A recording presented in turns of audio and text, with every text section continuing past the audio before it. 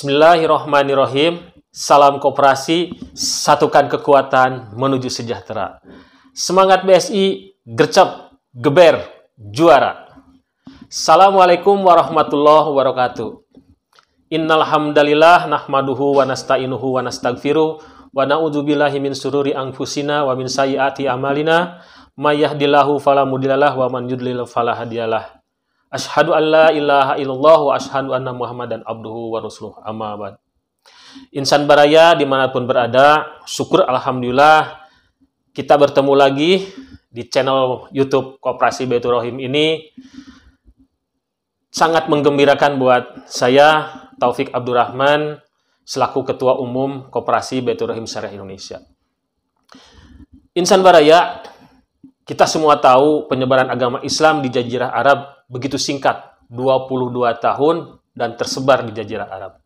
Ini merupakan prestasi yang luar biasa, prestasi yang fenomenal. Prestasi ini lahir dari seorang yang sederhana, santun, penuh kasih sayang. Dan Allah melalui beliau dan agama yang dibawanya mengharapkan menjadi rahmatan lil alamin. Siapa itu? Teladan kita, Nabi kita, Rasulullah Muhammad Sallallahu Alaihi Wasallam. Beliau sebagai rahmatan lil alamin sesuai apa yang difirmankan Allah Subhanahu Wa Taala pada Al-Quran surat ke-21, surat Al-Anbiya ayat 107. A'udzu billahi minasyaitonir rajim. Bismillahirrahmanirrahim. Wa ma arsalnaka illa rahmatan lil alamin. Tiadalah aku mengutus kamu, melainkan untuk menjadi rahmatan lil alamin. Rahmat bagi semesta alam. Ini ada suatu hal yang penting, atau suatu hal keterkaitan dengan jurnal ilmiah yang pernah saya baca.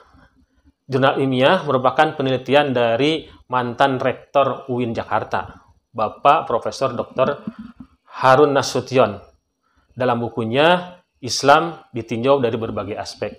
Di sana berkesimpulan bahwa jumlah ayat Al-Quran yang membicarakan tentang akidah itu tidak lebih dari 10%. Sementara 90% itu banyak berbicara tentang muamalah. Ini ada kaitannya, muamalah ini mengatur segala kehidupan manusia, baik sesama manusia maupun dengan semesta alam, seperti tadi dalam surat Al-Anbiya ayat 107 itu. Nah, dari sisi muamalah ini, tentunya Nabi Muhammad memberikan contoh-contoh bagaimana kehidupan manusia ini. Nah, di sisi muamalah, kaitannya dengan bulan Ramadan yang kita melakukan saum, ada di sana contoh dari sisi muamalah menjadi rahmatan lil alamin, di antaranya dengan sesama. Saya mencoba menyampaikan atau sharing dalam surat Al-Baqarah ayat 184. Ya. Di sana dikatakan ada orang yang diperbolehkan untuk tidak berpuasa, yang berat melakukan puasa, misalkan yang sakit berat, yang sudah tua atau sepuh, ibu hamil atau menyusui. Itu dibolehkan tidak berpuasa, tidak saum. Keringanan Allah ini diimbangi dengan perintah Allah berikutnya, yaitu mereka yang tidak saum karena hal tadi, itu harus meringankan beban sesamanya, yaitu dengan membayar fidyah, dengan memberikan makan seorang orang miskin. Tapi di ayat seterusnya, maksudnya di seterusnya ayat itu dikatakan jika dengan kerelaan hati yang bersangkutan melakukan kebajikan itu lebih baik. Nah, kata kebajikan di sini berarti meningkatkan kuantitas dan kualitas, yaitu memberikan makan lebih dari seorang miskin. Secara kualitas juga itu kita bisa analisa bahwa umat Islam yang diberi keringanan itu harus berbuat kebajikan, yaitu dengan cara menolong orang, memberikan makan. Tentunya secara kuantitas memberikan banyak lebih dari satu orang, tapi secara kualitas bagaimana menolong orang itu menjadi sesuatu atau upgrading orang tersebut untuk meningkatkan taraf kehidupannya, untuk sejahtera. Dalam surat Al-Maidah ayat 2, A'udzubillahi minasyaitonirrajim, wa ta'awanu 'alal birri wa taqwa, wa la ta'awanu 'alal ismi wal udwan. Tolong menolonglah kamu dalam kebajikan dan takwa. Artinya di sini, selain kita memberi makan, kita juga harus menolong. Kalau memberi itu sebenarnya hanya memberi, setelah itu selesai.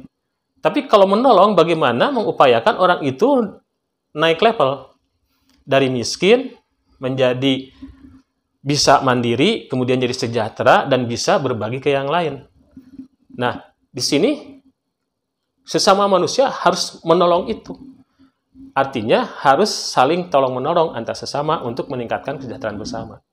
Insya Allah lewat koperasi seperti BSI ini, perintah itu bisa kita laksanakan antara orang dengan orang lain, bergotong royong, dan membantu sesamanya. Sehingga kita bisa meningkatkan kesejahteraan sesama, kesejahteraan bersama.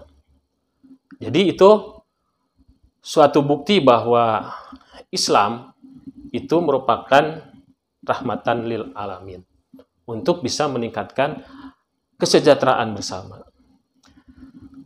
Insan baraya semua, itu saja yang bisa saya sampaikan. Mohon maaf jika ada khilafan, kekurangan. Mohon maaf dari kami, dan mudah-mudahan kita bisa bertemu lagi di kesempatan yang lain. Billahi taufiq wal hidayah. Wassalamualaikum warahmatullahi wabarakatuh.